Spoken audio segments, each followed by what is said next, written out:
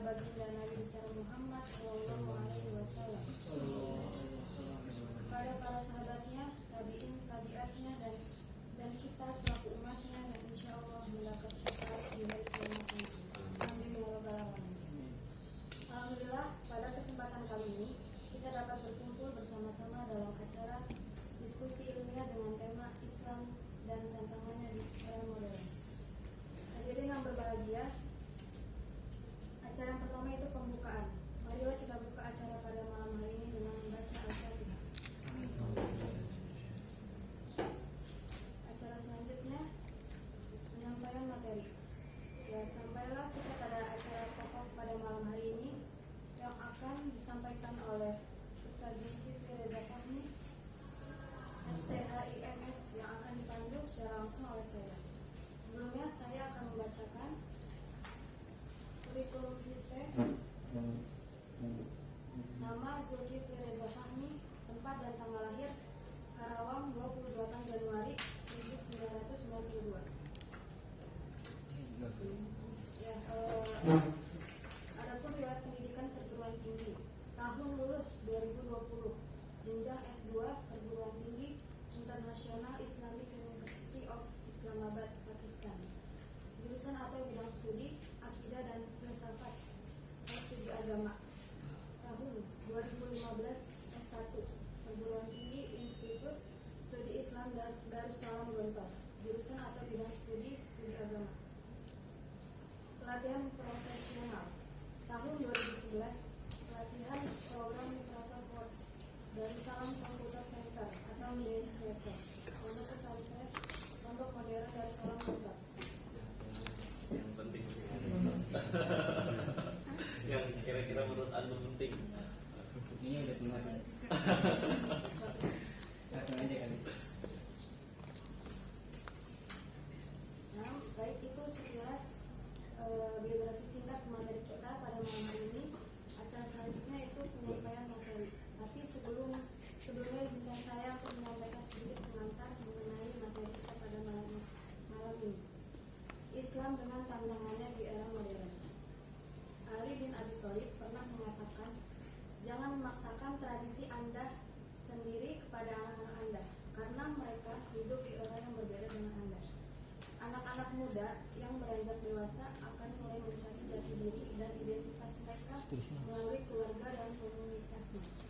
Seringkali mereka juga terjebak dan tarik-menarik dengan aturan orang tua mereka yang kadang tidak selalu cocok diterapkan di dalam masyarakat modern saat ini. Seperti halnya fundamentalisme, ekstremisme, dan radikalisme. Semua ini termasuk dalam istilah Islamofobia yang sering dialami oleh banyak muslim.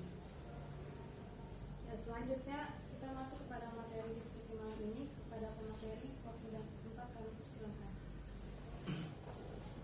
Bismillahirrahmanirrahim. Assalamualaikum warahmatullahi wabarakatuh. Waalaikumsalam warahmatullahi wabarakatuh. Alhamdulillahi wa kafa, wassalatu wassalamu ala nabiyil mustafa wa ala alihi wa ashabihi wa man sara ala nahjihi wa iqtafa. Amma ba'du.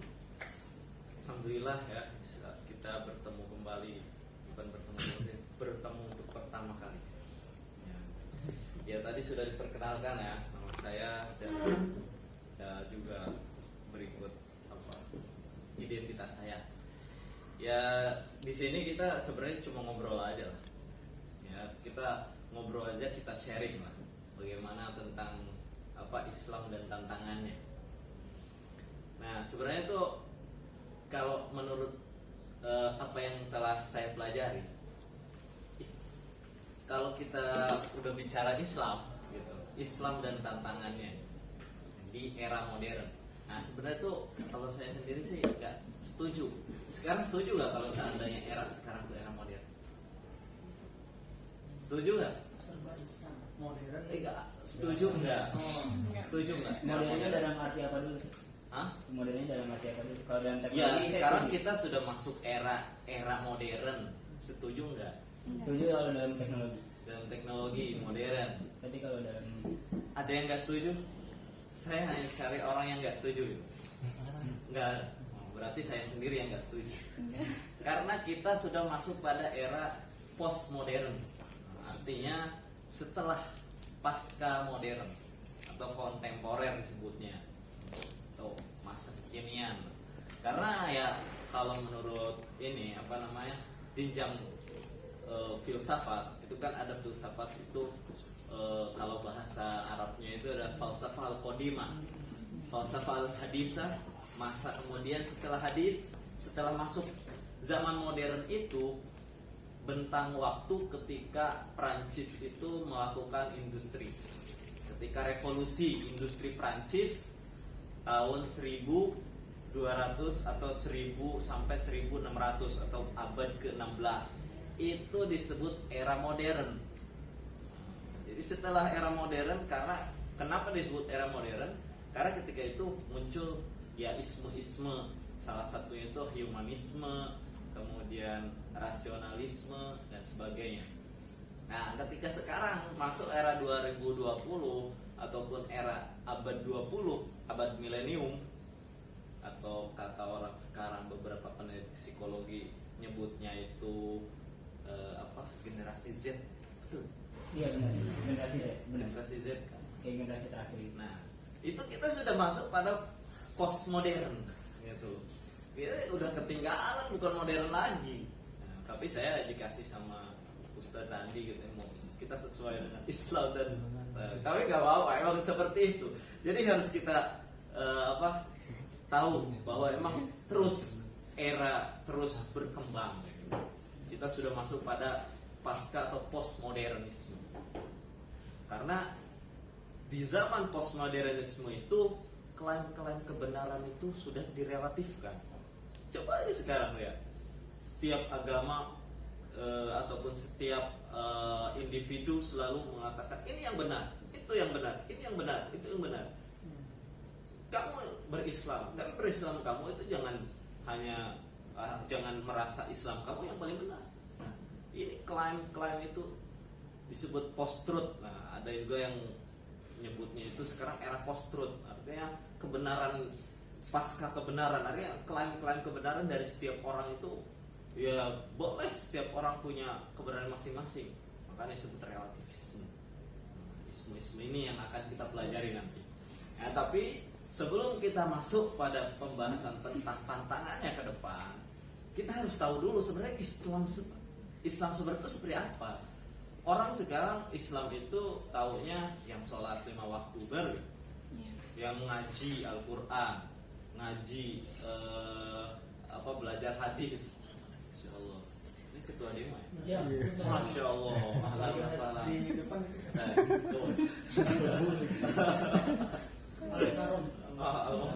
Al-Mukarram. Nah, kita lanjutkan lagi bahwa memang sekarang kita harus tahu, sebenarnya harus mengenali diri kita sendiri sebenarnya. Kebanyakan dari kita itu kenapa kok kebingungan di zaman sekarang itu, ada orang yang melaksanakan ibadahnya, ketika dia itu melakukan ibadah ya sesuai dengan apa yang dikerjakan, ternyata orang ente kok kayak gitu sih,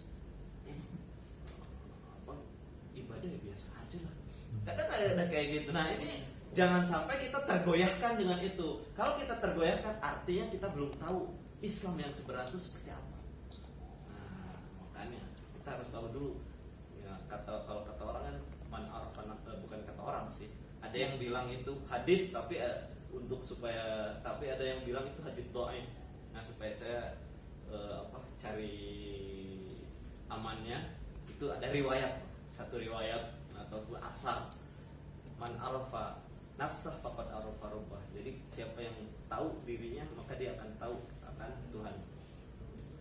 Begitu juga kita untuk supaya kita tahu jati diri Islam sendiri, kita harus tahu apa Islam itu, pondasi-pondasi. Nah, Islam itu kalau kita pernah belajar itu di kelas 3 atau kelas 4 ya? Kelas 3. Islam. Kelas 3. Nah, Dinul Islam. Masih ingat gak? Mahwal Islam. Al-Khalid al-Mulaim Al-Khalid al-Mulaim asrin wajinin wa syubin jabihim wa sallallahu alaihi wasallam yusjil nasa min zulmatil Nah, asik. Alhamdulillah. Nah, artinya di situ Islam itu sebagai ad-dinul haq, dinul haq al-khalid. Al-khalid di sini kenapa disebut khalid di sini? Karena kenapa nggak disebut al-abadi? Karena al-baqo itu cuma bersifat awal. Khalid itu seperti neraka sama surga yang diciptakan tapi nggak ada akhirnya. Ya, betul. Kita harus tahu jangan sampai kita itu apa perbedaan al-abad sama al-khalid nggak tahu. Kenapa nggak al-abadiyu? Kenapa diambil al-khalidu? Karena al-khalidu itu khalidnya itu kekalnya itu ada yang mengekalkan. Kalau al-abadi berarti dia kekalnya memang kekal abadi gitu. Al-khalid yang mengekalkan siapa? Allah. Karena Allah yang mengadakan ataupun menciptakan agama ini. Nah, Islam itu juga kita harus tahu dulu konsep dari keagamaan apa yang disebut dengan agama mahwadi.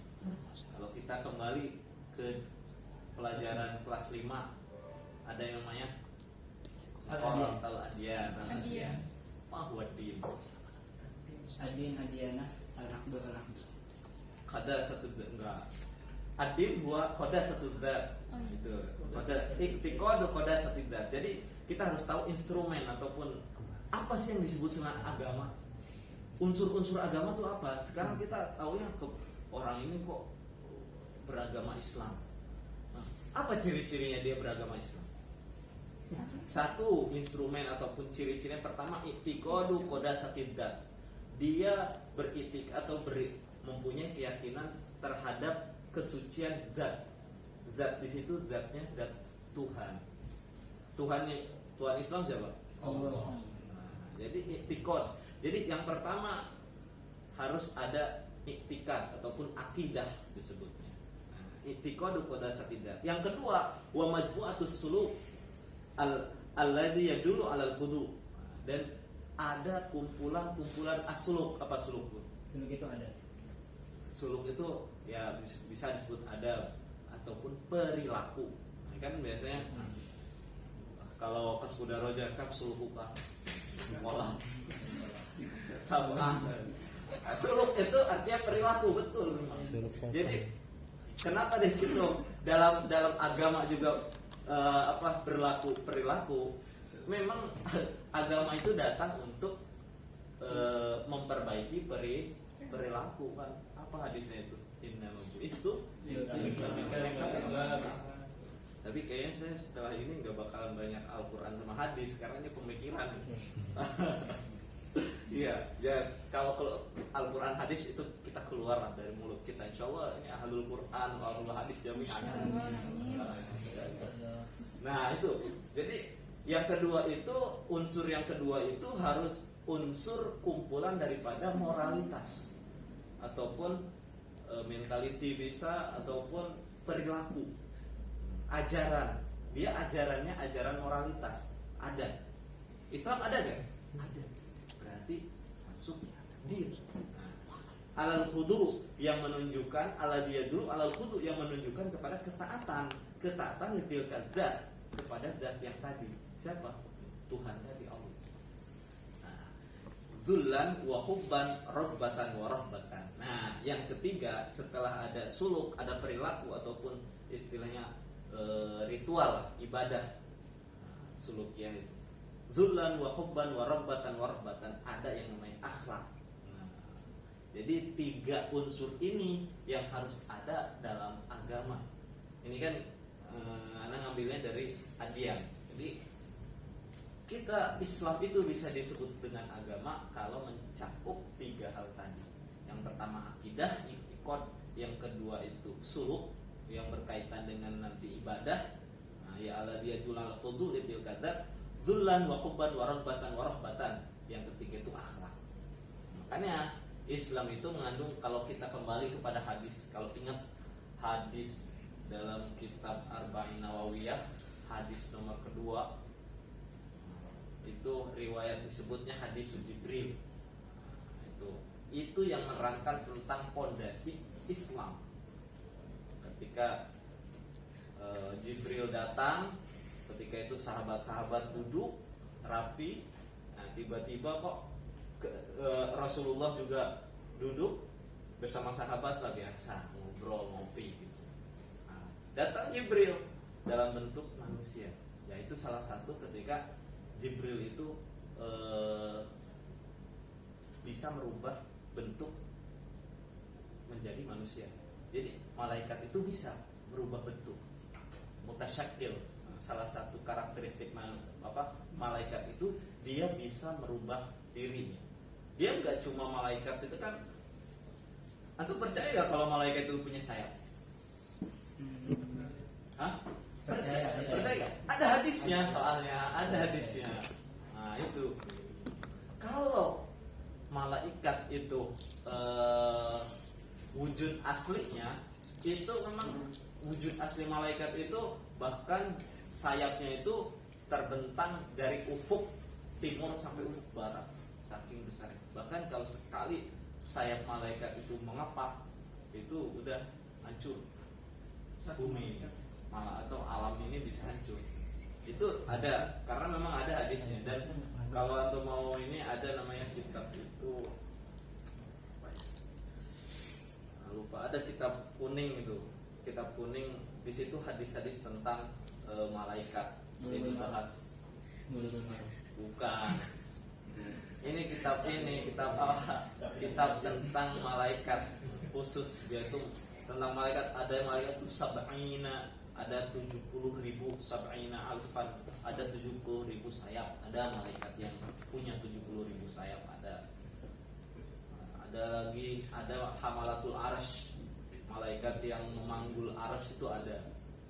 Nah, kita balik lagi nih ya ke Islam ini. Nah, ketika itu datang siapa?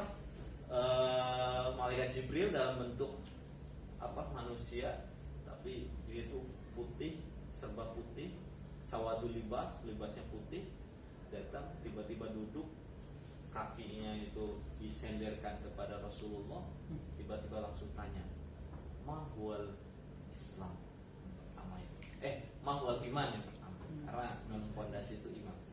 Antuk mina billahi wa malaikatihi ila akhir, yang kita tahu lah semua. Artinya di sana Islam itu terdiri dari 3. Ada akidah, ada syariah, ada akhlak ataupun tasawuf ataupun ihsan disebut. Lanjut lagi ya. Nah, yang ada sekarang itu kebanyakan orang itu dia melakukan sholat. Dia sholat, kita sholat, tetapi sholatnya itu tidak merubah perilakunya. Ataupun ada orang yang sholat, tetapi karena ya dia sholat aja, tapi ketika bertemu dengan teman-temannya di kafe atau ini, dia kembali lagi. Nah, itu artinya kan ada ketidaksinkronan antara apa yang dia kerjakan dengan apa yang dia yakini dengan apa yang dia kerjakan. Padahal Islam itu harus yang pertama itu akidah, keyakinan dalam bentuk pikiran dan intelektual. Jangan sampai kita melakukan sholat tapi kita masih menanyakan Al-Quran itu ucapan Rasulullah, buatan Rasulullah. Percaya? Enggak. Jangan sampai, karena sekarang banyak yang kayak gitu di kampus-kampus itu.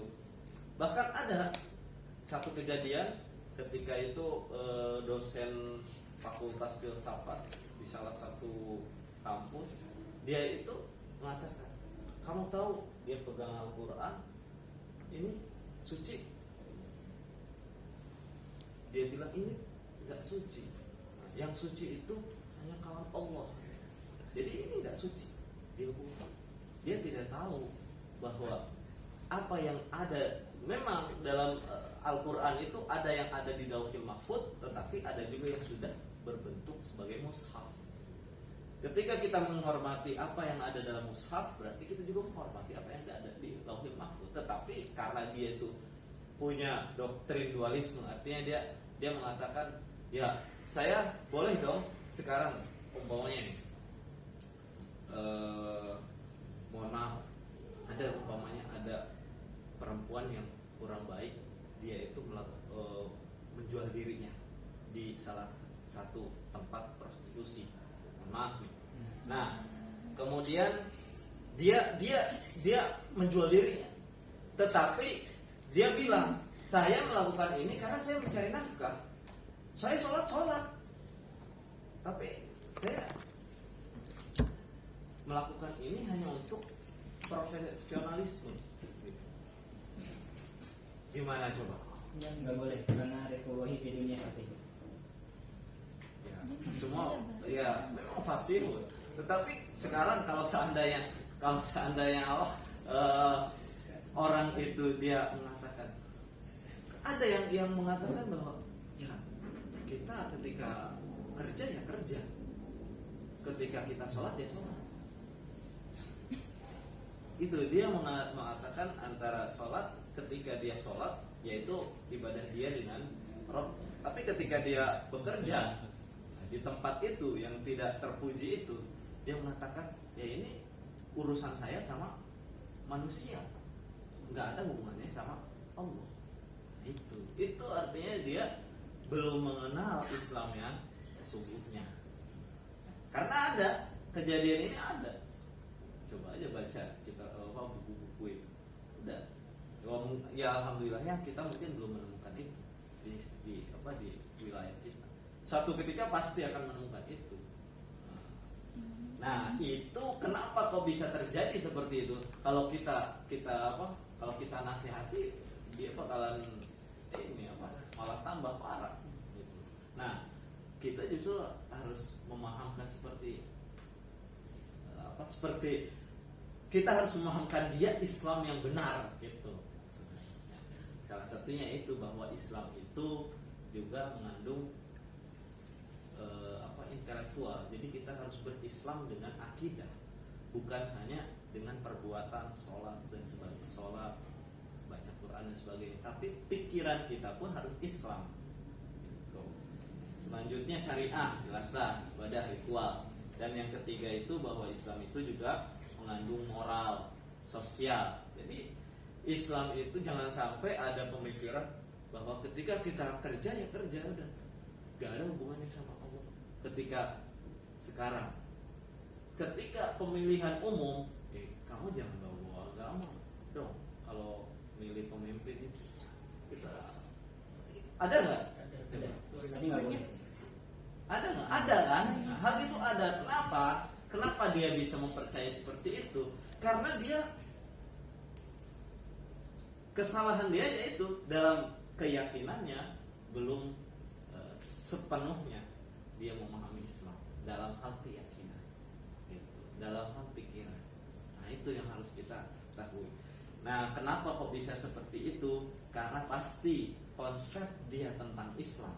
Jadi sekarang bedanya orang Islam dengan orang-orang non-Islam ketika kalau orang Barat ataupun orang yang Kristen lah, dia melihat air, ya udah air untuk apa? Untuk minum, gitu. Untuk minum dia. Manfaatnya satu, cuma untuk minum. Iya kan? Untuk minum. Tetapi orang Islam, dia itu melihatnya nggak cuma air dalam bentuk fisik yang dia hanya untuk minum bisa menghilangkan dahaga, tapi juga di sana ada dimensi spiritual. Apa? Dia melihat dalam air air ini ketika diminum untuk kekuatan saya sholat, ataupun ya sekarang semuanya saya supaya saya kuat untuk menerangkan Islam, dakwah ini kan, dakwah. Nah, seperti itu bedanya. Tapi kalau orang Barat, orang Kristen ataupun orang Amerika dan sebagainya, dia melihat air ini hanya bentuknya air fisik. Itu bedanya, karena dimensinya hanya dimensi satu, dimensi materi. Nah, dimensi materi. Nanti kita akan belajar bukan belajar, kita akan sharing nanti selanjutnya ada materialisme. Karena dia melihat hanya materi saja. Nah, kita juga belajar umpamanya. Jangan sampai kita belajar itu hanya pikiran kita hanya untuk setelah ini selesai belajar dapat gelar S1 kerja. Padahal dimensi belajar itu juga berdimensi akhirat. Apa? Karena Rasulullah menyuruh kita untuk belajar itu juga bernilai ibadah, yang artinya mempunyai nilai ketika nanti kita meninggal. Orang barat dari itu kita belajar udah namanya pragmatis. Pragmatis itu apa? Pragmatis itu hanya melihat satu manfaatnya saja. Dia mau melakukan sesuatu hanya untuk manfaatnya saja, dan manfaatnya hanya ketika itu saja. Beda dengan orang idealis. Ada orang pragmatis kan biasanya, kalau ada yang dari pondok, ya jangan pragmatis. Tapi nggak pragmatis. Jadi pragmatis itu hanya melihat hanya manfaatnya. Saya dapat nggak manfaatnya dari sini? Padahal manfaat kita itu bukan hanya manfaat di dunia, di akhirat juga. Gitu. Ya contohnya bantu umpamanya, bantu apa gitu, bantu panitia umpamanya nyiapin kayak gini. Kalau secara pragmatisnya kan, apa manfaat saya dapat dari ini bantuan ini? Umpamanya nanti sama Ustaz Randi dikasih minum umpamanya. Nah, itu kan pragmatis dia. Si orang yang mau bantu itu hanya pragmatis. Tapi orang idealis, saya mau bantu Sarandi untuk menertibkan ini itu supaya saya dapat imbalan dari dia minum itu juga dapat pahala dari Allah. Dan juga saya mau belajar apa? Belajar menata acara dan sebagainya. Nah itu orang idealis itu dia punya pikiran jauh visioner gitu daripada hanya di situ saja. Gitu. Nah jadi gitu. Jangan sampai kita itu sebagai orang Islam hanya memahami dimensi Islam itu hanya dimensi ibadah saja, tapi juga kita harus dimensi pemikiran. Itu baru beberapa slide. Tapi kita nggak bakal, ya kita nggak mentargetkan sebuah slide ya. Tapi nanti satu materi selesai kita tanya jawab, satu materi selesai tanya jawab, santai aja. Nah sampai sini kira-kira ada pertanyaan nggak? Ana mau nanya, bedanya idealis sama realistis itu apa sih? Setahunya idealis itu mencakup hal-hal yang tidak terjangkau oleh akal. Tapi kalau realistis mencakup hal-hal yang sekiranya mungkin sesuai kemampuan kita. Contoh kita punya bisnis kita, orang idealis itu bakal berpikiran ke depannya itu dengan juta ini kita bisa menjadi hal-hal yang banyak. Tapi orang yang realistis enggak. Juta ini cuma buat segini-segini doang. Sebenarnya perbedaan idealis sama realistis itu sendiri? Idealis. Orang idealis itu kan dari ide. Ide itu dari mana? Akal. Nah, artinya akal itu apa? Dia bisa kelihatan? Enggak. Disebut kalau dia enggak kelihatan itu metafisik. Bismillah. Nah, lanjut. Jadi idealisme. Jadi orang idealis itu orang yang dia itu melihatnya itu jauh gitu. Dia kalau contoh realistis itu kayak gini. Dia umpamanya punya yaitu tadi uang umpamanya 10.000. 10.000 ini kita hanya bisa untuk beli umpamanya nasi goreng. Tapi orang idealis, saya coba ini 10.000. Tapi kalau saya saya coba, ya idealis plus bisnis sih orang ini. Saya coba uang ini saya belikan bahan-bahan untuk umpamanya mari mas boleh lah buat minuman nanti dijual. Yang tadinya 10.000 bisa kenyang cuma buat beli nasi goreng, itu orang realistis, yaitu sesuai dia kerjakan apa yang ada gitu di depan dia. Orang idealis dia melihatnya jauh gitu. Dia ini bisa gitu. Ini hal ini bisa kita lakukan. Makanya dia dengan ide dia gitu. Dengan ide dia kita bisa melakukan ini, kita buat ini gitu kan. Nanti keuntungannya bukan cuma 10.000, bisa jadi 100.000. Yang tadinya kita dapat cuma 1 bungkus bisa 100 bungkus. 10 bungkus. Nah, itu perbedaan idealis sama realistis. Makanya orang idealis itu dia pemikirannya jauh kadang gitu. Makanya ada orang ente jangan idealis sama orang idealis itu kadang ribet gitu. Kenapa? Karena dia pemikirannya jauh gitu.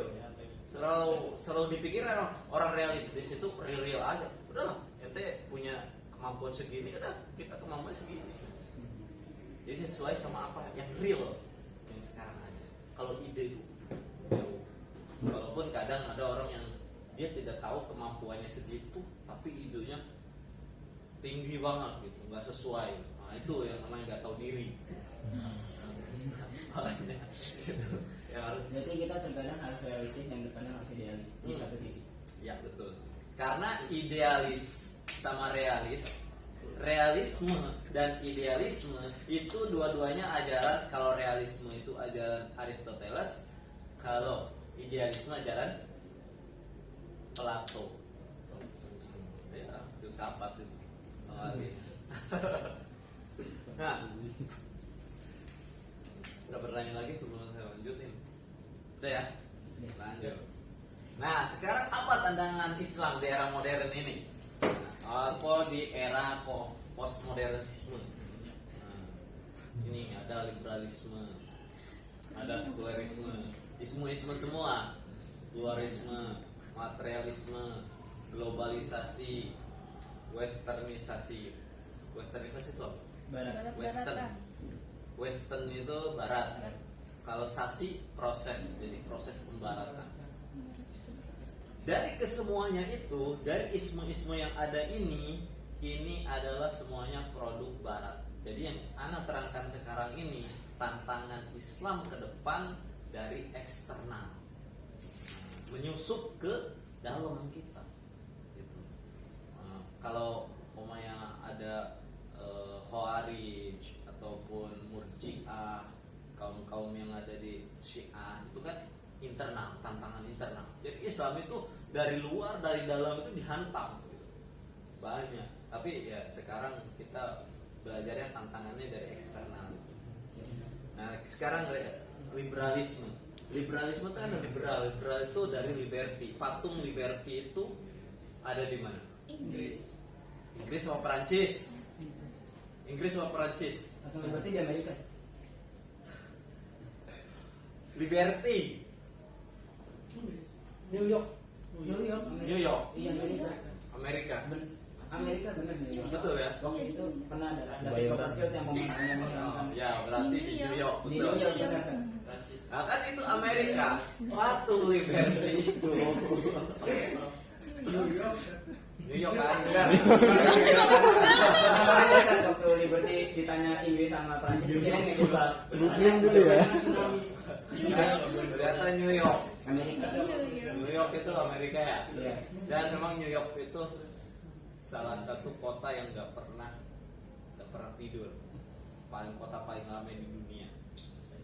Menurut Ustaz Samsi Ali. Ustaz Samsi Ali itu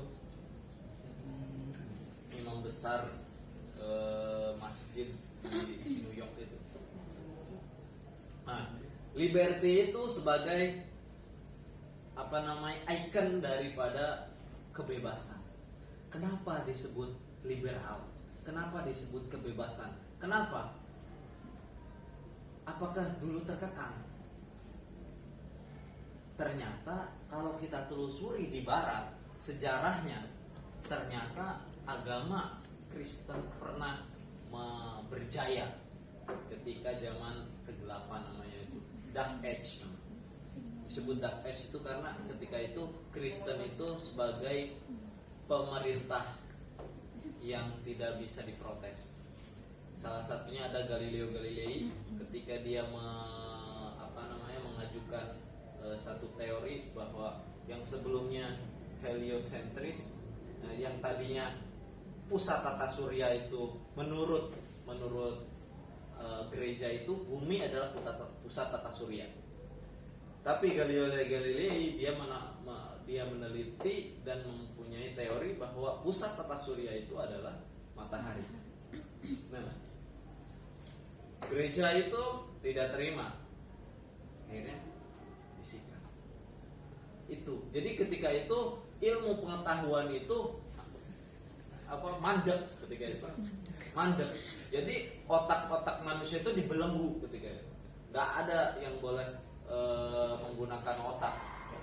Iya, karena sekali menggunakan otak seperti tubuhnya bertentangan dengan gereja, dengan agama, pancung, sikat. Nah, makanya itu disebut zaman inkuisisi ketika itu. Ada inkuisisi gereja. Ketika mulai masyarakat itu mulai berpikir secara rasional dan mengatakan ini gereja kok terlalu otoriter. Akhirnya manusia-manusia itu melakukan perlawanan.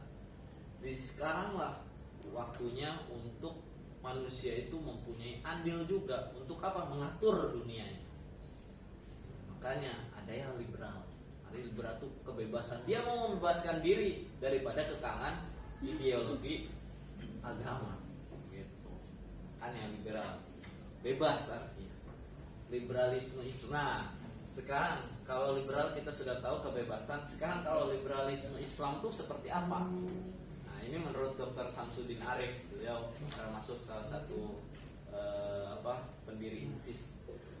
Kalau liberalisme yang ada di Islam itu berarti kebebasan berpikir tanpa batas alias free thinking. Dia itu salah satunya itu hasilnya tadi apa itu? Bahwa ya saya kalau saya melakukan bekerja di tempat prostitusi itu tanggung jawab saya. Tapi saya soleh secara saya sholat tapi kerjanya tempat prostitusi. Nah, ini kan ada ketidaksinkronan gitu. Nah itu menurut dia nggak apa-apa. Senantiasa meragukan dan menolak kebenaran karena dia alias sofisme itu meragukan. Selalu meragukan, benar gak sih agama itu? Dia selalu harus diteliti segala sesuatu. Sikap longgar. Sebenarnya liberal itu di satu sisi juga bagus karena dia itu dia tidak serta-merta menerima satu kebenaran. Ketika dia mau menerima kebenaran, dia harus dicek dulu benar ini enggak sesuai fakta. Dan emang ketika Barat itu seperti sekarang kan siapa yang berkuasa di dunia? Kan Barat. Segala sesuatunya pasti diukur dengan materi. Coba sekarang kalau kita lihat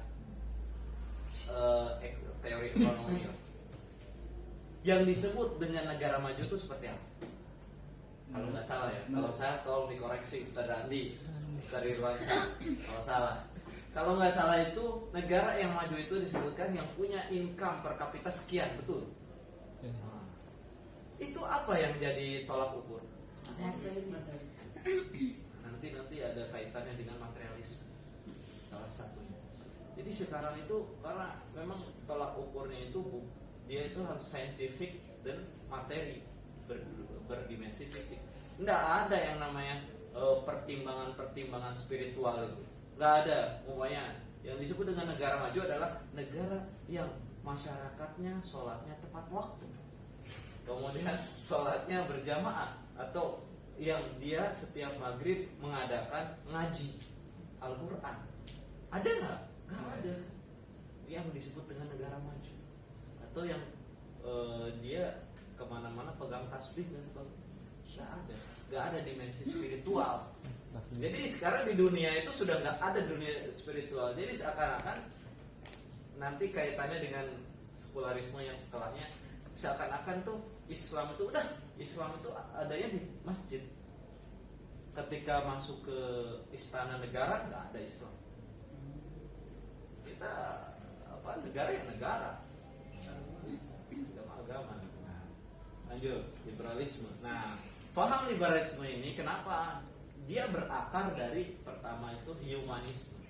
Apa humanisme itu? Setiap individu membentuk tata nilai yang mengatur diri mereka sendiri. Sekarang coba dalam ini aja, dalam beragama ada hukuman dalam Islam itu. Kalau orang murtad apa hukumannya? Dibunuh. Boleh Dibunuh. Coba sekarang kalau kita lihat dari sisi manusiawi Enggak. makanya pasti orang-orang barat, orang-orang yang sudah mempunyai pemikiran humanisme, yang terkena dengan humanisme, dia akan mengatakan hukuman membunuh ataupun hukuman dibunuh bagi orang murtad itu hukuman tidak manusia. Tapi ada yang bisa ini gak menerangkan kenapa kok harus dibunuh? Kenapa orang murtad itu harus dibunuh dalam Islam? Berarti itu nggak manusiawi. Kalau saya mengatakan itu manusiawi. Menurut saya itu manusiawi sesuai dengan ini. Tapi alasannya kenapa disebut manusiawi? Ada yang bisa jawab? Kalau saya tahunya orang munafik kenapa di neraka jahanam, mungkin masih tahu kalau orang Islam kenapa murtad masih diminta. Karena Kalau di neraka jahanam, orang munafik oh nanti hukumannya di neraka jahanam. tahu kenapa faktor. Ya kalau Anda sekarang kenapa?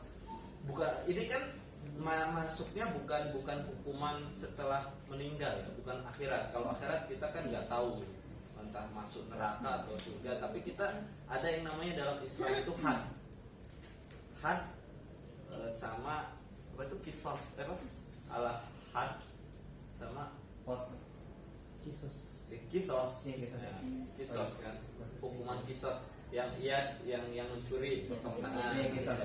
Nah, salah satunya itu bahwa yang murtad itu dibunuh.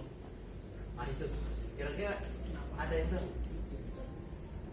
Sebelum ngomong ini kan masuknya humanis. Nah, maksudnya ini kan manusiawi enggak? Berarti Islam ini enggak manusiawi kalau seperti ini. Nah, ya. Mungkin antum mau jawab. Nyari videonya. Oh mungkin ya beliau lagi cari jawabannya. Ya kalau apa ya menurut apa yang saya kaji, ternyata memang salah satu daripada ada yang namanya ad-darurah al-khams. Jadi ada 5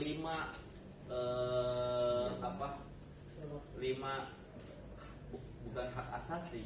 Dalam Islam itu ada punya 5 hak asasi al-khams, al-usus al-khams. Ada yang namanya hifdzuddin. Apa itu namanya? Hifdzun nasl, hifdzun nafas. Beliau baru langsung hafal. Hifdzul mal, hifdzul Nasel, hifdzul nafas, nasel. nasl sudah. Hifdzuddin, hifdzun nasl, hifdzun nafas, hifdzul mal, sama hifdzul akal. Oh iya. Nah ini namanya apa namanya? Saya lupa sih. Bahasa Arabnya saya tahu al-usus al-khams ini namanya. Tapi bahasa Indonesia tuh lupa. Ya hampir sama kayak ham gitu. Nah, untuk menjaga hifdzuddin ini makanya ada kisos. Supaya apa? Supaya orang yang masuk Islam tidak mempermainkan agama. Kalau seandainya dia masuk Islam tidak ada hukumannya tidak hukuman mati, dia akan mempermainkan agama. Masuk Islam, hari ini keluar lagi, besok Kristen, masuk Buddha.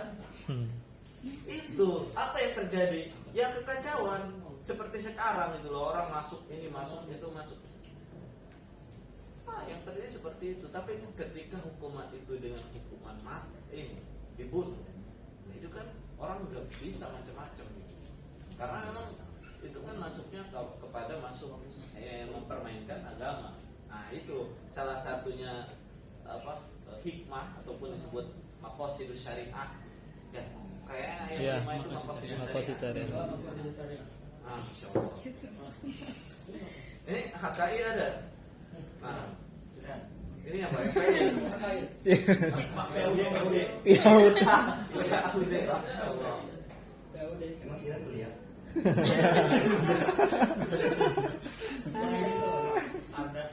Nggak apa-apa.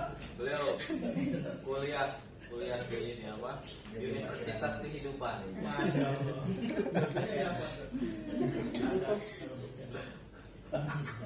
Nah itu ya. Jadi manusia sebagai pusat intelektual. manusia itu sebagai yang menentukan kebenaran. Ya kan sekarang manusia siapa? Mau nabi nggak ada. Nah, makanya jadi manusia yang menentukan kebenaran ketika menjadi humanisme.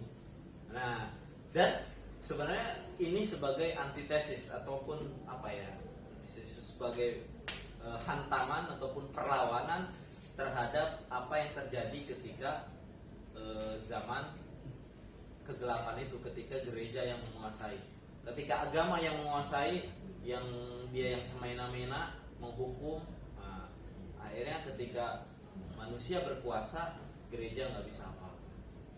Zaman dulu itu disebut dengan teosentris. Ketika gereja itu berkuasa disebut teosentris. Apa teosentris itu? Pusat kebenaran itu di Tuhan. Tapi ketika mulai memasuki zaman liberalisme ataupun zaman liberal, ataupun bukan zaman liberal, zaman modern. Jadi zaman modern itu ditandai dengan revolusi Prancis tadi yang memunculkan liberalisme ini. Inilah yang menjadikan perubahan yang tadinya teosentris bahwa kebenaran itu milik Tuhan menjadi antroposentris. Untuk saya masih ingat. Antro itu manusia, sentris itu pusat. Jadi sekarang pusat kebenaran itu manusia. Makanya kebenaran sekarang dimonopoli. Siapa yang benar? Yang benar adalah yang sesuai dengan apa yang menjadi kecenderungan masyarakat, mayoritas teman-teman. Kan yang muncul demokrasi dan sebagainya. Humanisme yang kedua rasionalisme. Rasionalisme itu karena rasio itu kan akal, jadi mengedepankan otoritas rasio ataupun akal dan mengesampingkan mitos. Karena zaman dulu ketika filsafat lahir itu kan filsafat itu induknya segala ilmu. Jadi kalau antum belajar filsafat, insya Allah setelah itu bakalan haus ilmu lah.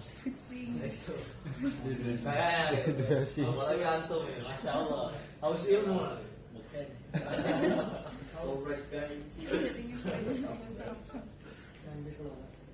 Jadi zaman ketika manusia pertama kali ada, yang dipikirkan itu apa sih? Mereka melihat fenomena, wah ini alam ini dia terbuka. Jadi mereka memperhatikan. Makanya ketika zaman dulu itu ada muncul alam ini dari apa? Muncullah namanya yang pertama itu bukan Aristoteles loh, yang pertama itu Thales, bukan Thales. Thales. Si Thales ini dia punya pendapat ataupun punya teori bahwa alam semesta itu tercipta dari air. Karena emang semua benda yang ada di alam ini mengandung air. Coba bumi mengandung air kan? Mengandung. Manusia bahkan berapa persennya air? Manusia. Tumbuh-tumbuhan mengandung air. Nah, jadi si Thales ini dia termasuk filosof yang pertama mencetuskan teori bahwa alam semesta itu tercipta dari air. Nah, ya itu salah satunya karena hasil pemikiran. Sampai ada yang mengatakan sebenarnya kita tanpa agama, tanpa rasul pun kita bisa mencapai kebenaran dengan berpikir. Ya, bagi yang berpikir, insya Allah kita juga berpikir lah ya. Iya. Nah itu jadi zaman dulu itu hanya dia percaya dengan mitos-mitos. Jadi setelah itu ketika tradisi bahkan agama dulu hanya dia percaya dengan mitos. Sampai sekarang sebenarnya kita kadang nggak kerasa gitu percaya mitos. Umpamanya Tong jangan tidur ataupun jangan duduk di bawah pintu depan pintu, nanti susah. Nah, biasanya kan kayak gitu, itu kan mitos namanya. Mitos itu sesuatu yang terjadi berulang-ulang, padahal dia Itu bukan rasionalisme, itu mitos. Jadi sesuatu yang terjadi berulang-ulang sebenarnya tidak bisa dibuktikan gitu. Dia hanya kejadian yang berulang-ulang gitu. Walaupun dia makanya disebut mitos itu karena dia kejadian berulang-ulang dan ya bisa jadi iya, bisa jadi enggak sebenarnya. Kebetulan aja memang sudah takdir. Allah mentakdirkan ya susah jodoh gimana lagi. Tahu. Nah, itu ya. Lanjut rasionalisme. Jadi rasionalisme itu dia membantah ataupun mengesampingkan mitos. Jadi tidak ada mitos lagi. Bahkan agama pun dikesampingkan. Jadi agama kebenaran agama itu nggak disampingkan. Apa mulai disuruh sholat dan sebagainya?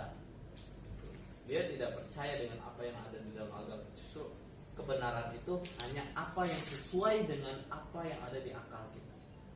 Kita bisa menerimanya, umpamanya akal kita bisa menerima, itu berarti benar. Itu rasionalisme namanya.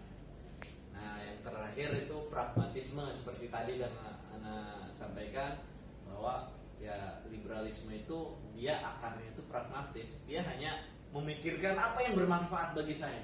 Saya melakukan ini apa manfaatnya? Hedonis itu apa? Hedon. Apa? Foya-foya. Foya ya, mewah. Dia selalu ya selain dia manfaat, dia hanya mengambil sesuatu karena manfaat, juga dia pengennya yang mewah-mewah aja, hedon. Norma-norma ditentukan sendiri oleh manusia hingga norma eskatologis. Eskatologis itu apa? Eskatologis itu norma yang dia berorientasi pada akhirat. Agama Kristen tuh percaya akhirat ya? Percaya betul. Namanya eskatologis disebutnya, eskatologi. Nah, mereka itu orang Kristen masih percaya, tetapi orang Barat sekarang, orang Barat sekarang dia nggak percaya. Kalau dia hanya memikirkan apa yang terjadi sekarang. Kalau sudah mati, orang udah mati, nggak ada kisah lagi setelah kematian. Padahal kalau kita kan kisah kita itu dimulai ketika kita meninggal, betul? Iya kan? Kita sekarang hanya mengukir saja, Justru kisah kita, cerita kita itu ada setelah kita meninggal. Ya kira-kira begitu. Nah, untuk liberalisme kira-kira ada pertanyaan nggak sebelum lanjut? Berarti pandangan Adikodrati itu tentang agama itu. Adikodrati ya, pandangan Adikodrati itu artinya pandangan apa tadi yang nulis? Mana Adikodrati? Itu yang nomor 2. Tanpa merujuk pandangan Adikodrati itu pandangan ketuhanan. Jadi Adikodrati itu yang punya kudrot itu kan kekuasaan. Nah, kekuasaan yang luar biasa. Siapa? Allah. Jadi sudah nggak merujuk dengan pandangan-pandangan keagamaan istilahnya, gitu. Tanpa merujuk pandangan keagamaan. Enggak. Orang itu hanya apa yang sesuai dengan rasio dia. Gitu. Kira-kira seperti itu. Jadi liberalisme ini jelas kan?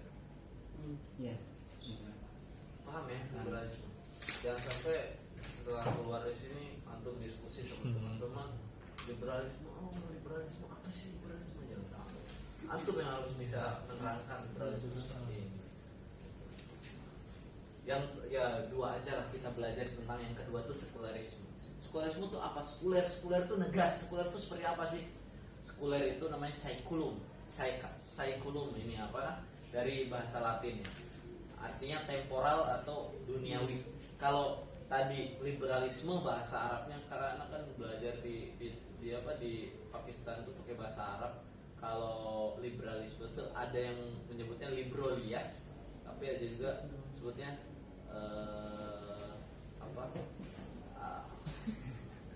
at-tahrir, al-hurriyah itu fikri, kebebasan berpikir, tapi al-hurriyah. Nah, kalau sekuler ini namanya al-almaniyah. Almaniyah itu dari ilmu. Nah, jadi orang sekuler itu dia yang berpikir saintifik. Saintifik itu segala sesuatu harus diukur dengan ilmiah atau tidak ilmiah. Termasuk ini Ini katanya diskusi ilmiah kata Saryondi. Betul ya? Sekuler buat ini.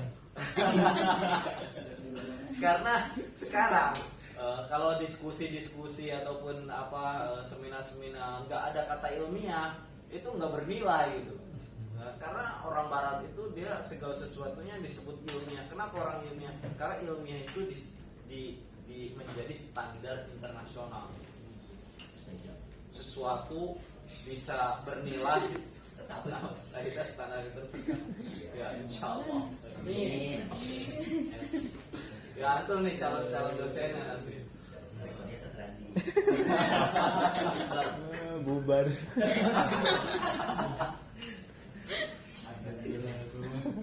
Nah, jadi kembali lagi ke sekuler, ya, itu bahasa Arab itu almaniyah, nggak itu karena memang orang sekuler itu dia menilainya itu bahwa agama dengan dunia harus dipisahkan, harus diceraikan. Karena temporal dan dunia. Kenapa harus diceraikan? Kenapa harus dibedakan? Karena sekarang kamu minum apa? Kita minum apa? Ya udah kita minum air. Ada agamanya nggak di situ? Ya nggak ada. Ini kan air. Ada nilai agamanya nggak? Hah? Sebenarnya Ya. ada. Bedanya kita dengan orang ini, orang Barat menilai minum tidak ada nilai agama, duduk tidak ada nilai agama. Padahal bahkan buka Instagram ada nilai agama yang ada. Kalau kita ngetiknya sholawat betul, tapi kita searching ini juga apa namanya? Scrolling. Ya, apa namanya? dakwah. Kira-kira ya beliau ini yang dema ini ketua dema juga beliau biasanya dakwah. IG itu share dakwah. Itu memang watch nah Instagram. Itu pekerjaan dunia bukan? Dunia tapi bisa bernilai agama, artinya mempunyai implikasi ataupun pengaruh kepada akhirat kita. Itu bedanya. Orang-orang Barat enggak ya. Masa Instagraman dapat pahala? Gimana? Kira-kira kita Instagraman dapat pahala nggak? Dapat pahala. Pahala kalau kita mencari ilmu di sana. Baru Share. Silaturahmi, betul. Facebook bererat silaturahmi. Nah, tapi bukan hubungan yang terlarang. Ya. Ya, kita lanjut lagi. Nah, jadi sekuler itu yang berkaitan dengan benda-benda yang tidak dianggap berkaitan dengan benda-benda yang tidak dianggap sakral, jauh dari muatan agama dan tidak rohani. Nah, salah satunya itu politik. Kan sekarang banyak orang yang mengatakan kalau kamu berpolitik tidak usah bawa-bawa agama. Ini pandangan sekuler. Kita harus bisa mengenali gitu loh. Harus bisa mengenali ini pandangan sekuler. Nah, ini karena dia mau mencabut dimensi agama dalam politik. Padahal Islam mengajarkan nggak politik? Ada ya dalam ada siasa. Ada. Fiqhus siasah ada. Tapi sekarang kenapa orang-orang itu selalu orang Islam yang bawa identitas Islam itu selalu disalahkan? Wah, ini politisasi agama. Betul gak? Politisasi agama. Ada kan biasanya di berita, umpamanya si A ini dia masuk politik dan dia memperjuangkan Islam. Wah, ini cuma bajunya aja agama ini. Dan yang lebih parahnya lagi orang yang berkata seperti itu orang Islam sendiri. Apalagi soal seperti itu kan artinya orang Islam yang mengatakan seperti itu sudah teracuni sama ide-ide sekularisme. Nah, menurut Said Nukeb Alatas, ini gurunya Ustaz Hamid Fahmi Zarkashi, Unida. ya, guru besar yang tidak. peristiwa-peristiwa kekinian. Jadi sekuler itu peristiwa-peristiwa kekinian, artinya apa yang terjadi sekarang udah nggak ada kaitannya dengan agama. Nah, kemudian apa itu ideologi sekulerisme itu? Ideologi ini berusaha menjauhkan negara, pendidikan, moralitas dan seluruh aspek kehidupan dari pengaruh agama, termasuk dalam belajar. Sekarang kenapa kok ada SDI Sekolah Dasar Islam, SDIT, ada SD Negeri, SDN.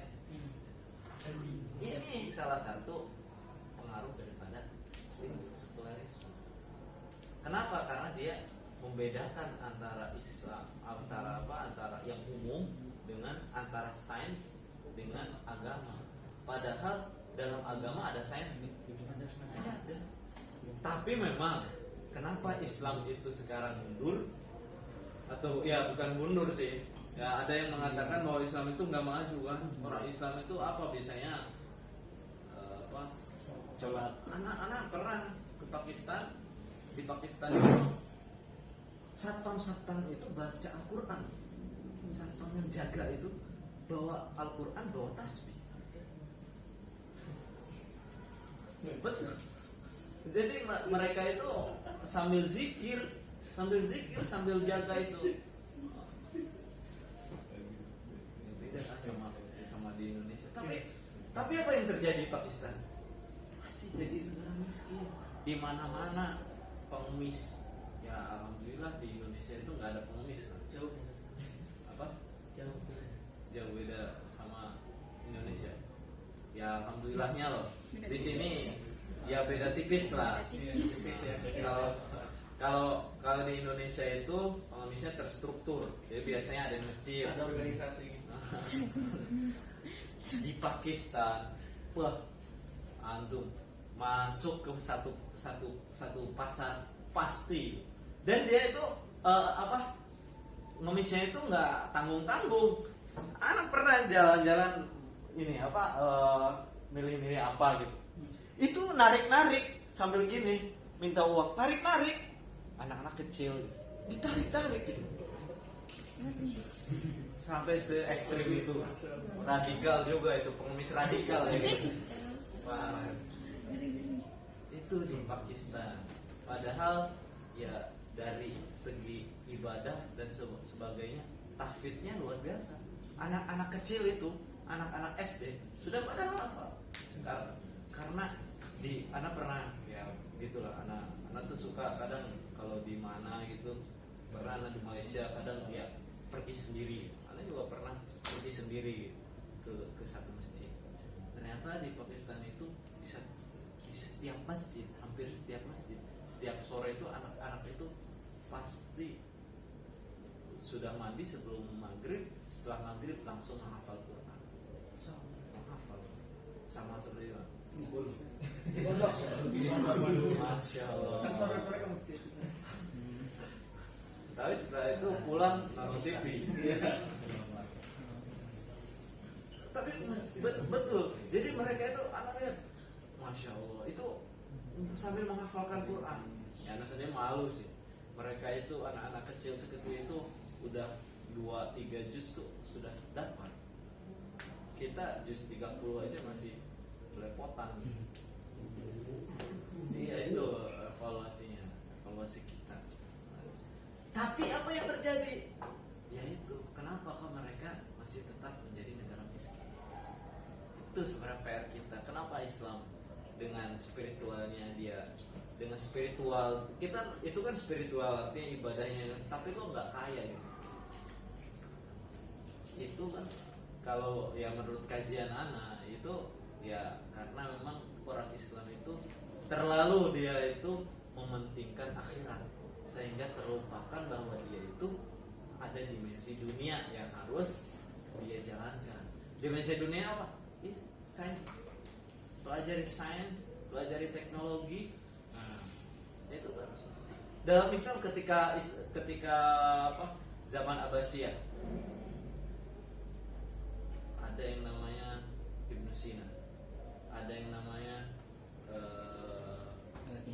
Ibnu Rus Al-Kindi, Avicenna itu kan Ibnu Sina. dia membuat buku itu Qanun Fit-Tibb. Itu menjadi rujukan orang barat. Ilmu kedokterannya luar biasa. Dia ulama, dia hafal Quran, tapi juga seorang dokter. Tapi sekarang dokter-dokter kita di sini malah kalau dokter berarti jarang sholat. Kalau dia rajin sholat berarti bukan dokter biasanya. Ini yang harus kita masukkan gitu loh. Harusnya itu seorang dokter sekaligus seorang soleh lah. Kalau nggak ulama paling dia soleh lah. Kalau bisa ulama kenapa enggak? Nah itu sekuler itu. Jadi kan sekarang sudah merasuki agama Islam itu luar biasa. Sekularisasi, ya ada sekulerisme, ada sekularisasi. Isme itu ajaran, kalau isasi itu proses pembebasan manusia dari hal-hal yang berhubungan dengan agama atau religius, kemudian dikontrol dan kemudian dari kontrol metafisik. Artinya dia juga membebaskan dari kontrol metafisik. Metafisik apa? Di luar fisik. Jadi malaikat ya, proses sekularisasi dunia. Nah, kenapa ada sekularisasi? Salah satunya untuk mengusirkan dunia dari keyakinan spiritual. Jadi sekarang kan, kalau sudah antar negara, tidak ada yang membicarakan tentang agama. Ya, umpamanya kumpul PBB apa membicarakan tentang agama? Nggak ada. Pasti membicarakan tentang ya gimana kemanusiaan kita, ini musibah dan sebagainya. Kita nggak ada membicarakan agama lagi, karena memang disetting Barat itu men-setting supaya dunia itu tidak membicarakan tentang agama, karena agama itu harus dihapuskan. Itu Barat kira-kira. Penyingkiran unsur-unsur rohani atau agama dari politik sudah jelas di Indonesia sudah terjadi, dan penyingkiran nilai absolut agama dari kehidupan bertujuan agar terwujud sistem nilai yang relatif. Nah, gitulah. Ya ini dulu ya. Kira-kira ya. Untuk sekuler, untuk ideologi ataupun isme selanjutnya mungkin bisa kita diskusikan selanjutnya. Mungkin ini sebagai pancingan lah supaya kita ketemu di BW ataupun di mana gitu ya, kita ngobrolin tentang gimana sih sekuler, proses sekularisasi luar biasa. Iya, kan. Dan sampai mahasiswa ketika bertemu dengan mahasiswa UIN, mahasiswa PTIK, kita ditanya apa itu materialisme, apa ya, jangan sampai style-nya luar biasa. Insya Allah kelas internasional. Mungkin itu saja dari saya. Mungkin pertanyaan silakan kalau ada pertanyaan. Ada yang mau ditanyakan tentang sekularisme? Udah paham semua ya sekularisme? Ya. Bertanya, jika seorang itu kan keluar dari agama Islam, dia dikatakan mempermainkan agama. Ya. Ketika seorang itu misalkan bukan agama Islam, tapi dia mencoba ke agama lain karena dia mencari ketenangan, ketika masuk Islam dia mendapatkan ketenangannya, apa dia mempermainkan agama yang lain juga? Nah itu dia. Jadi pertanyaannya luar biasa ya, mantap, karena mantapnya itu membuat saya harus memikirkan jawabannya. Standar. Nah, jadi nggak paham. Nah, kenapa tadi Ana bilang bahwa itu supaya tidak mempermainkan agama? Itu kan ajaran Islam. Jadi ajaran-ajaran Islam itu sebelum orang itu menjadi mu'alaf ataupun sebelum dia masuk Islam, kita harus ngasih tahu dia ajaran Islam itu seperti ini. Salah satunya itu kita harus mengatakan bahwa Islam itu mempunyai ajaran untuk memproteksi. Nah, jadi kan di pondok aja, di pondok anak-anak boleh nggak belanja di luar? Nggak boleh. Untuk apa? Memproteksi, ekonomi proteksi. Nah, itu jadi kita di pondok aja seperti itu, ekonomi proteksi. Nah, salah satunya untuk memproteksi supaya orang-orang Islam itu tidak dengan mudahnya keluar dari Islam. Ada ini analisa anal ya, bukan memang dari apa ajaran ini maqasidus syariahnya hifdzuddin, tapi kita jabarkan lagi ternyata memang ada kan dalam kehidupan kita. Di pondok kenapa nggak boleh? Kan boleh aja. Dosa nggak kita santri itu belajar di luar? Nggak dosa, cuma melanggar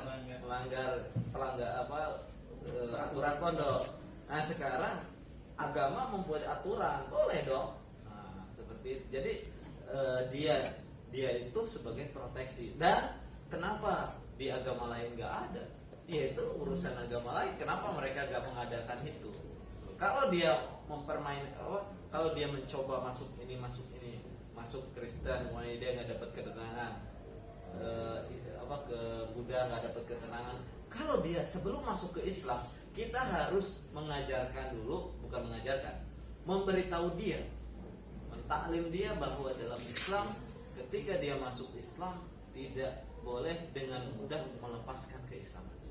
Itu yang harus diketahui sama orang yang sebenarnya orang yang mensyahadat itu, orang-orang yang biasa mensyahadat, zakir naik, dia sebelum ini tuh harus mentaklim itu sebenarnya, supaya dia nggak sembarangan masuk Islam bersyahadat dan sebagainya.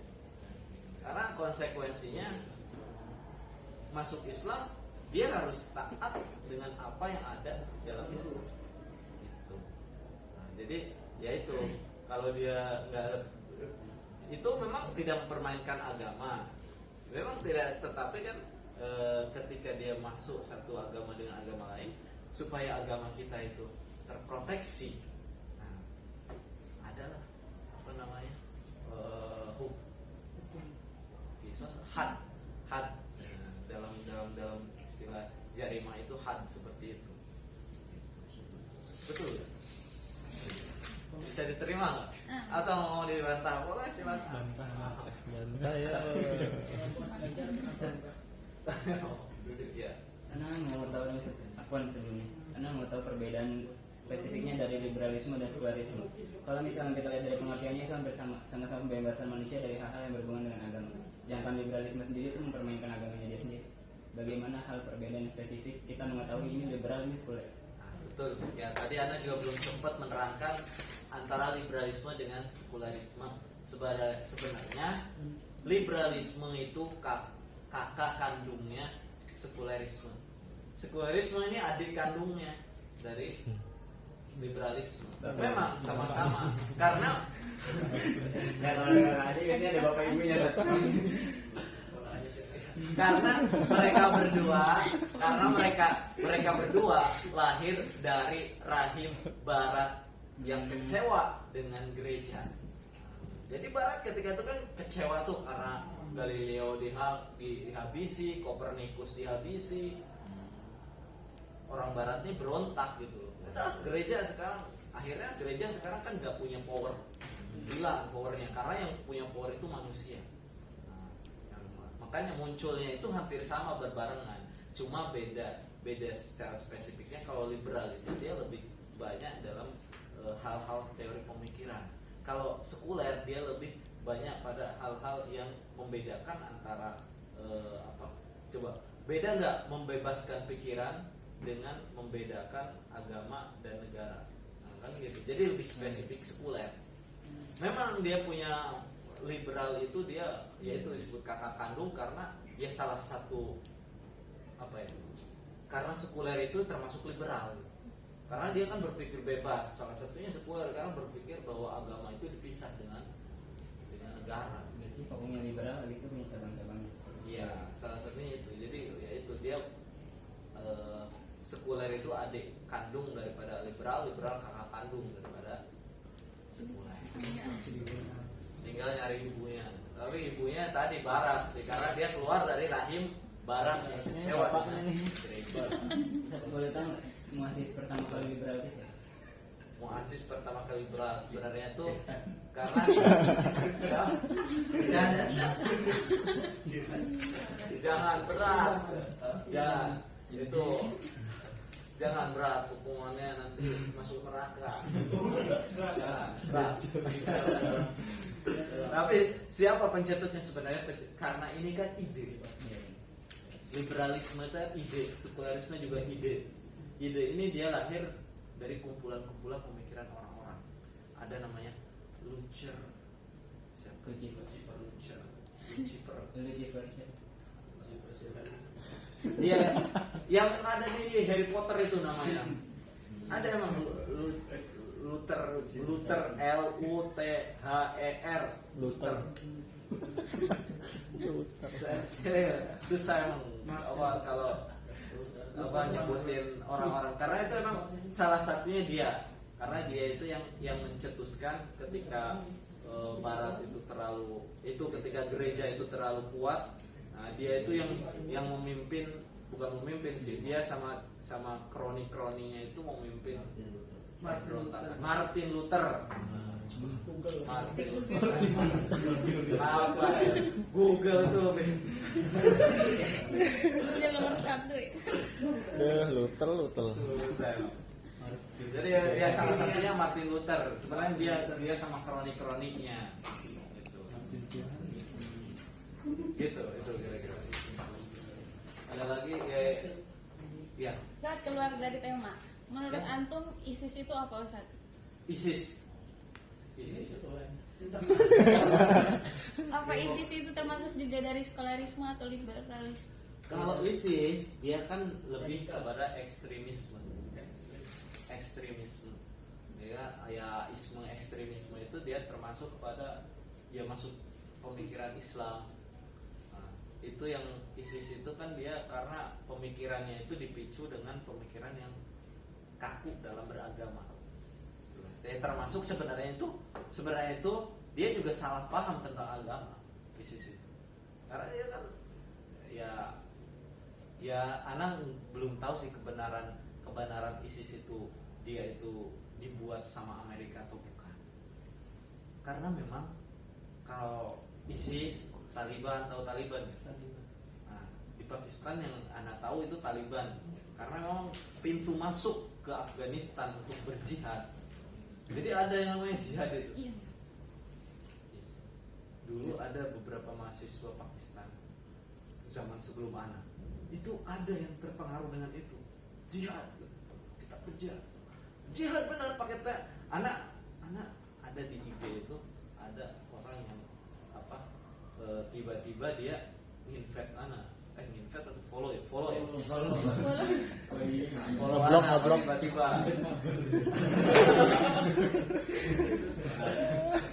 habis itu katanya follow back ya follow back ya udah akhirnya kita ini ternyata dia itu anak lihat di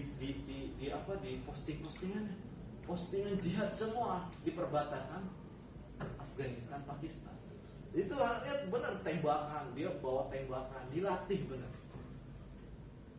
Ternyata kayaknya sih dia termasuk yang berjihad itu. Untungnya dia nggak ngajak anak. Ya juga nggak ada. Jangan selesai langsung juga. Ternyata emang ada gitu, yang kayak gitu itu ada. Nah, jadi yang ISIS itu ada. Itu kenapa? Karena memang dia terpengaruh dengan cuci otak itu, brainwashing. Karena ya siapa sih yang nggak mau kalau mulai dijanjikan kita masuk surga pasti dijamin surganya udah ada kaflingnya lagi. Nah, itu siapa yang nggak mau gitu. Nah, tapi mungkin karena ya itu tergiur sama hal kayak gitu akhirnya dia mau ikut. Gitu. Nah itu ada ISIS kayak gitu itu sebenarnya ekstremisme. Dia itu karena kesalahan ataupun kesalahpahaman dalam memahami agama.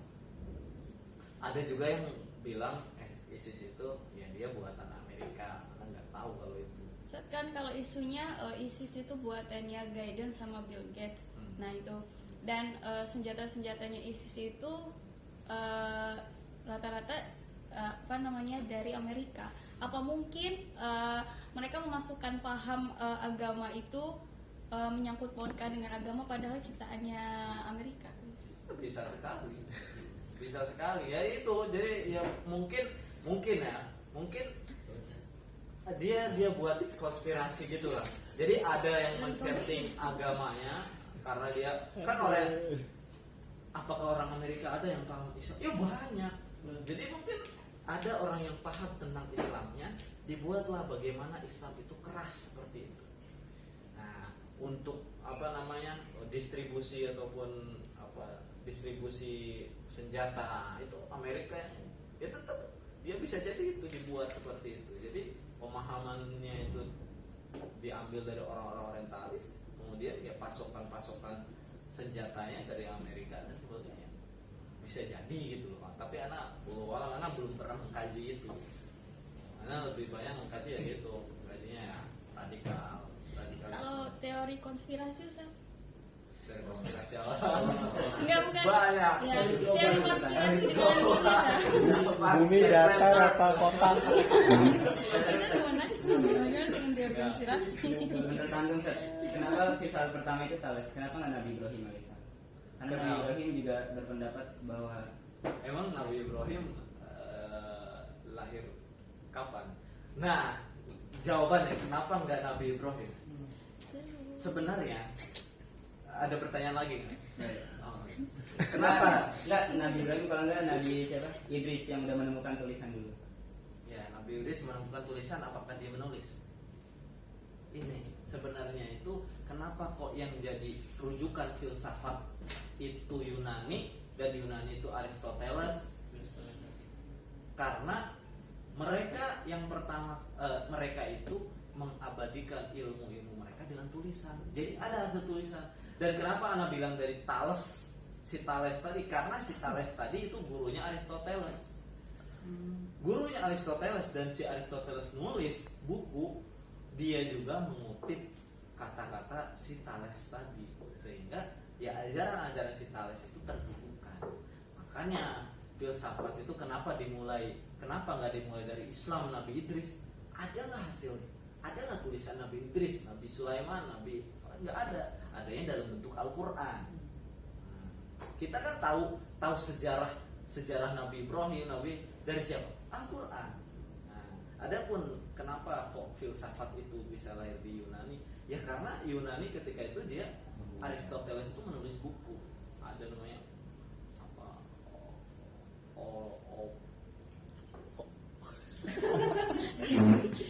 bahasanya itu susah.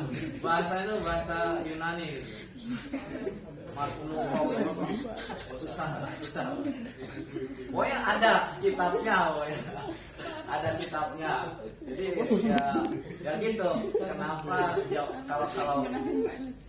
kalau pendapat anak ditanya kenapa kok Nabi Idris, Nabi Nuh, Nabi Ibrahim ya, yang Nabi Ibrahim itu berfilsafat katanya ketika melihat ini matahari, ini Tuhanku. Oh, ternyata dia tenggelam, berarti ini bukan Tuhanku. Itu memang berfilsafat. Tetapi kan filsafat yang dia yang dia buat itu tidak tertulis. Tertulisnya di Al-Qur'an. Nah, adapun si Aristoteles, si Thales dan orang-orang Yunani, karena dia sudah terbukukan. Nah, itulah pentingnya menulis. Jadi orang yang menulis itu walaupun ribuan tahun dia meninggal, tetap pemikirannya akan hidup. Karena bingungnya di sini. Kan kita belajar filsafat berarti otomatis belajar Thales sama Aristoteles. Nah, sedangkan Aristoteles sama Thales ini nggak masuk ke Asrul Fatroh. Sebenarnya mereka itu punya nabi, dan nabi itu juga pasti berpikir tentang masalah alam semesta. Dan kenapa rujukannya nggak ke nabinya aja? Bahkan Nabi Ibrahim itu seharusnya juga bisa masuk bapak filsafat. Kenapa? Karena di filsafat itu yang diambil pemikirannya. Kenapa enggak bapaknya filsafat itu dia Nabi Ibrahim, walaupun kita tahu Nabi Ibrahim nggak melahirkan suatu karya. Ya, ahlul fatroh itu kan artinya di situ ada nabi nggak? Ada. Kalau asal fatroh kan dia nggak masuk ke asal fatroh. Nggak masuk asul fatroh kan? Berarti kan nggak ada nabi ketika itu. Ada nih. Karena asal fatroh itu yang nggak ada nabi. Jadi sebelum asal fatroh itu ada nabi baru. Nah, sekarang di zaman Aristoteles ada nabi enggak? Seharusnya ada, karena dia nggak masuk ke Asrul Fatroh. Ya, kalau dalam buku yang dia tulis tidak menerangkan tentang nabi gitu. Tidak ada menerangkan bahwa ada utusan Tuhan, itu tidak ada. Dia murni karena pemikiran dia yang dia bukukan. Atau jangan-jangan seperti yang antum bilang sebelumnya, kalau Thales sama Aristoteles itu adalah nabi. Ya kalau itu sih ini apa ya istilahnya guyon-guyon. Sebenarnya memang ada yang mengatakan seperti itu, karena anak belajar dari ada namanya Dr. Fahrudin Faiz yang di Jogja itu. Nah, dia mengatakan sambil guyon-guyon, jangan-jangan dia nabi gitu. Tapi nggak mengharuskan bahwa memang ketika itu harus ada nabi, ya kan? Ya bisa jadi ketika itu kekosongan nabi, ternyata apa? Dia hanya berpikir dengan akalnya saja ataupun dengan apa yang aja menjadi tradisinya, kemudian dia bukukan. Gitu.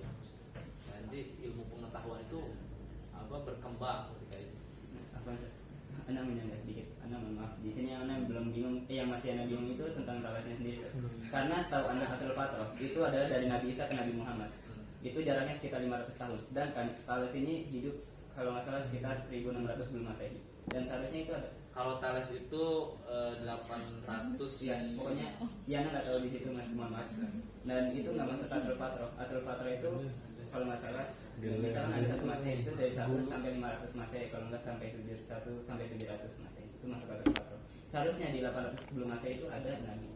Dan di mana Nabi itu juga pasti berpikir tentang alam semesta. Nggak mungkin Nabi itu menyembah Allah tanpa berpikir ada alam semesta. Nah itu masalahnya, belum ada data, belum ada kitab yang ditemukan bahwa ketika zaman itu ada Nabi. Jadi Enggak modal kan antum kan? Enggak. Masya Allah. Makan? Nah ya Lagi zikir loh. apa ya, tadi apa,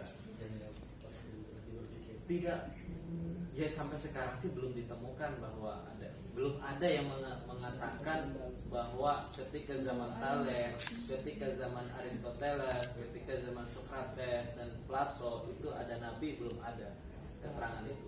Tetapi kenapa kok pengetahuan tentang Socrates, Plato, Aristoteles, Thales sendiri, Pythagoras dan sebagainya, itu karena hasil tulisan mereka gitu. Nah itu jadi hal itu diketahui karena tulisan mereka. Nah sekarang kita nggak tahu karena nggak ada tulisan itu. Itulah butuhnya apa? Itulah dibutuhkannya data gitu. Jadi sampai sekarang belum ada keterangan itu. Betul, belum ada keterangan bahwa ketika zaman itu ada nabi dan sebagainya. Belum ada. Nah, yang Anda takutkan waktu di zaman Aristoteles atau di zaman Thales itu ada nabi, itu di datanya itu semuanya dihilangkan. Jadi penghilangan bukti datanya oleh orang-orang barat, oleh westernisasi. Nah sekarang kalau anak sangka lagi, kok kita suuzon sekali? Ada nggak data yang mengatakan ataupun ada nggak keterangan itu bahwa si barat itu menghilangkan itu?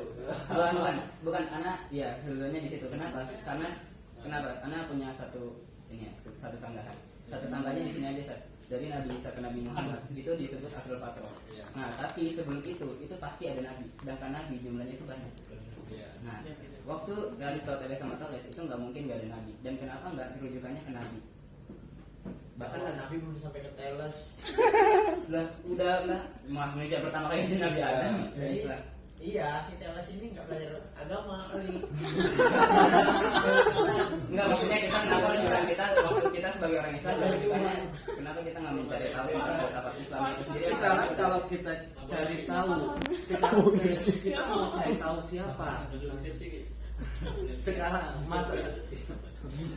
Sekarang masalahnya itu tidak ada keterangan, tidak ada tulisan tentang hal itu gitu. Karena si Aristoteles, si Socrates itu dia menerangkan ajaran-ajaran yang mereka ajarkan. Kalau seandainya ditemukan umpamanya ada, nah itu baru boleh kita mengatakan hal itu. Gitu. Kalau sekarang nggak ada bukti, kita nggak bisa mengatakan hal itu. Kalau kita mengatakan itu namanya asumsi, karena belum bisa dibuktikan. Tapi kalau adanya si Aristoteles, Socrates hidup ketika zaman itu kan tulisannya sudah ada. Nah ini sudah terbukti gitu. kita teliti. Yang dicari sekarang bukti. Ya kita ke Karena Yunani kita yang bukan sini. dua hal benar, kata entah Aristoteles sama Thales itu sendiri sebagai nabi atau tindakan itu sendiri yang Nah, sama Agan biasa aja guys. Iya. dan ya harus kita ketahui kalau filsafat Yunani itu sebenarnya dikembangkan bukan sama Barat, sama Islam. Karena Yunani, Aristoteles dia meninggal sebelum Masehi itu. Ketika dia meninggal, yang paling terakhir itu kan si ini siapa? Socrates, Plato. Nah, Plato yang paling terakhir sekitar 100 sebelum Masehi. Ketika masuk Masehi itu kan munculnya agama Kristen. Nah, ketika muncul agama Kristen, habis filsafat itu karena ilmu pengetahuan di bawah kontrol agama. Habis sampai datangnya Rasulullah. Nah, Rasulullah mengajarkan Al-Quran, disitulah mulai muncul lagi apa ilmu pengetahuan. Nah, kemudian dicarilah data-data Aristoteles ketika itu. Nah, jadi yang menemukan pertama itu bukan orang-orang Barat, justru kita. Kita terjemahkan ke bahasa Arab semua. Tulis. Nah, ditulis sama ulama-ulama kita, Ibnu Sina, Avicenna, Ibnu Rus, Averroes. Setelah Islam maju, diambil lagi sama Barat. Nah, diambil lagi sama Barat. Nah, sebenarnya seperti itu. Jadi Aristoteles sendiri itu ditemukannya sama orang Islam gitu, bukan orang Barat. Makanya sebenarnya filsafat Islam itu dimulainya itu ya dengan ajaran dari ajaran Islam. Jangan puasa. Bukan cuma filsafat juga, tarbiyah juga. Masih ada. Indah Plato, indah Atarbiyah, indah ini, Socrates, itu kan Herbert Spencer.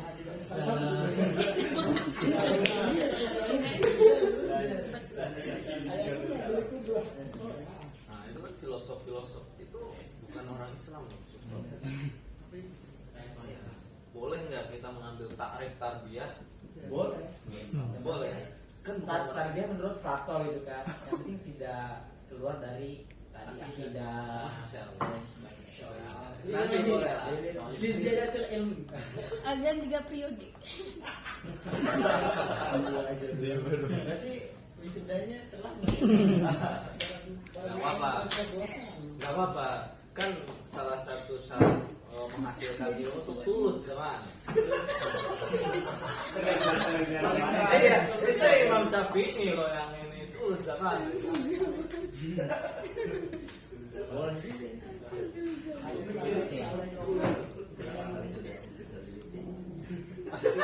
Disuruh turun zaman gitu.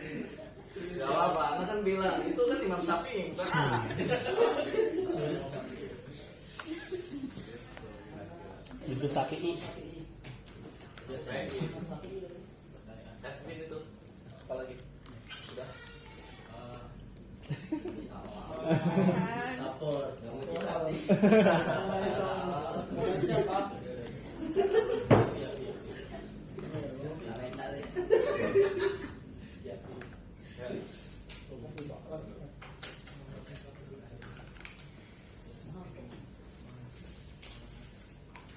Kalian kita lanjutkan lah nanti ismu-ismu yang lainnya kalau ada waktu.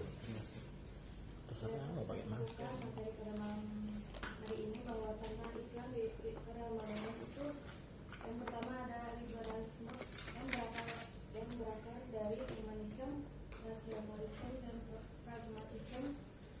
Dan yang kedua adalah sekularisme atau duniawi yang berkaitan dengan benda-benda yang dianggap sakral. Adapun proses sekularisasi dunia yaitu disenchantment of nature, artinya pengosongan dunia, decentralization of politics, penyingkiran untuk rohani, agama dan politik, reconstruction, artinya penyingkiran nilai-nilai absolut dari kehidupan manusia. Oke, acara saya tutup. Marilah kita tutup acara pada malam hari ini dengan membaca Hamratul Majelis.